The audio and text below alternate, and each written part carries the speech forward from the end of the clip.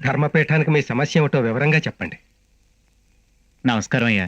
వీర్రాజవరం గారి దగ్గర పాలేరుగా పనిచేస్తున్న సింహాద్రి కొడుకునండి. నా పేరు రామకృష్ణ.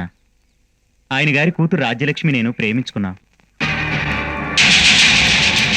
పెద్దల్ని ఎదిరించైనా పెళ్లి చేసుకోవాలని నిర్ణయించుకున్నాం. వాడు అబద్ధం చెప్తున్నాడు. అది చెప్పవలసింది నువ్వు కాదు, నీ కూతురు. ఒక గొప్పింటి అమ్మాయి రచ్చబంటికి ఎలా వస్తుంది భూపతి గారు? ఉన్నవారు లేనివారు న్యాయస్థానం ముందు సమానమే.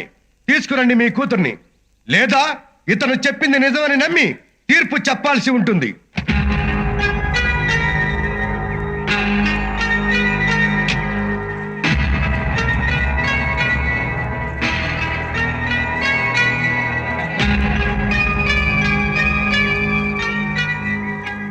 ఏమ్మా, నువ్వు ఆ అబ్బాయిని ప్రేమించావా? నిర్భయంగా చెప్పమ్మా. అంటే నువ్వు ప్రేమించలేదని అర్థం చేసుకోవచ్చా? కన్న తండ్రిగా నేను చెప్తున్నాను, వాడిది ప్రేమ కాదు, మోసం. నా ఆస్తికి ఆశపడి వయసులో ఉన్న నా కూతుర్ని ప్రేమించకపోతే చస్తానని బెదిరిస్తున్నాడు.